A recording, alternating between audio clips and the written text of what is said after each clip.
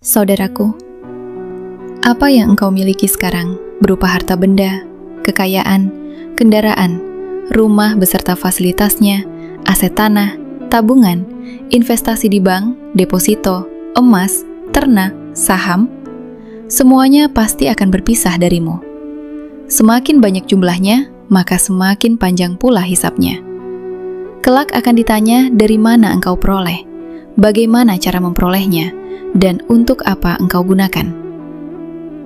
Syekh Shalih Al-Fauzan hafidhahullah berkata, Al-mal amanah wa ibtila, wa yajibu ala sahibihi an yasta'milahu fima yurdillah. Harta adalah amanah dan ujian yang wajib digunakan pada perkara yang diridhoi Allah, sehingga tidak boleh hanya dijadikan sarana menumpuk kekayaan tanpa memperhatikan hak orang lain di dalamnya. Kitab Al-Mulkhos Al-Fiqhi, Jilid 1, halaman 248.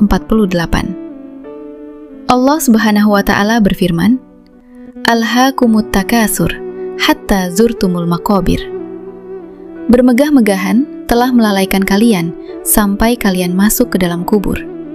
Al-Quran Surat At-Takasur ayat 1-2.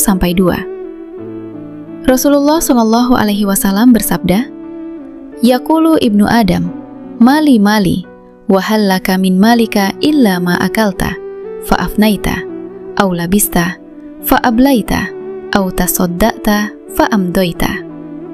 Anak Adam berkata, hartaku, hartaku, padahal tidak ada yang menjadi milikmu, kecuali apa yang engkau makan lalu habis, yang engkau pakai lalu usang, dan yang engkau sedekahkan lalu engkau kekalkan.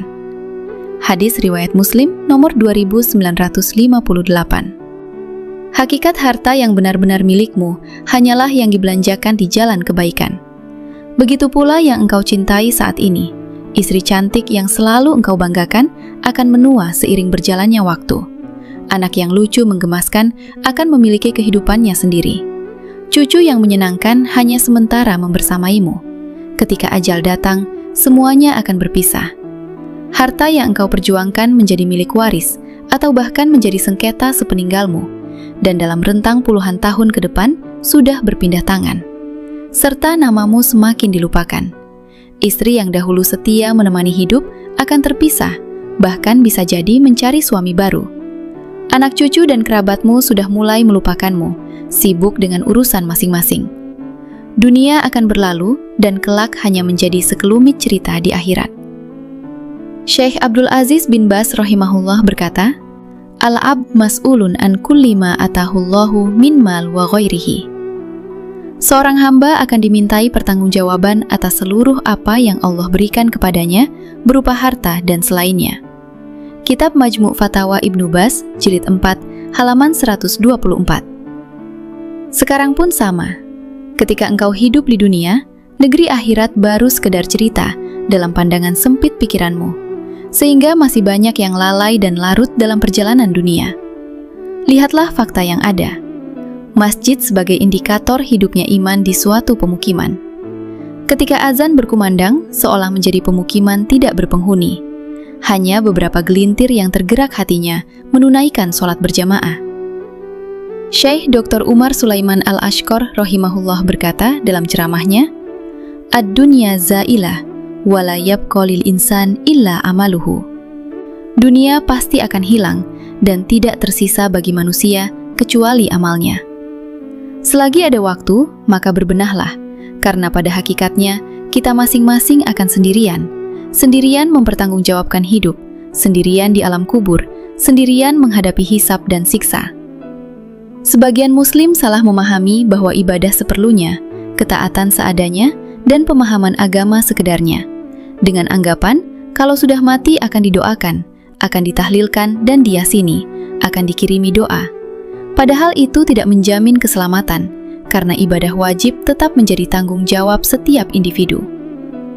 Imam Al-Hasan Al-Bashri rahimahullah berkata, Innamal mu'minu khawifun musyfik, la yadri ma yukbalu minhu wa ma yuraddu alaihi. Seorang mukmin itu selalu takut dan khawatir. Ia tidak tahu amal mana yang diterima dan mana yang ditolak. Kitab Az-Zuhud, halaman 289. Jika engkau memiliki kelapangan harta, jangan lalai dengan terus menambah saldo, meningkatkan banyaknya status kepemilikan, sehingga menutup mata terhadap kesulitan saudaramu yang sedang terlilit hutang, yang kesulitan memenuhi kebutuhan hidup, yang tersiksa batinnya karena membiayai pendidikan anak. Bisa jadi sedikit kepedulianmu justru yang akan menyelamatkanmu kelak. Bukan hal yang mustahil, ketika jasad telah membujur kaku dalam liang lahat, banyak lantunan doa dari orang yang pernah engkau tolong, dari orang-orang yang terselamatkan dari krisis hutang. Di saat istri dan anakmu, keluargamu yang mati-matian engkau cintai, justru mulai melupakanmu. Ibnu Qudamah rahimahullah berkata, "As-sodaqatu tudfa'u biha al-bala, wa tanfa'u fil qabri wal akhirah." Sedekah dapat menolak bala dan bermanfaat di dalam kubur serta di akhirat. Kitab Al-Mughni, Jilid 2, halaman 280.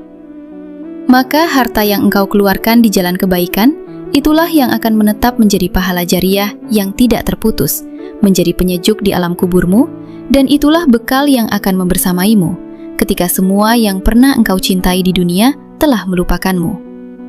Wallahul musta'an.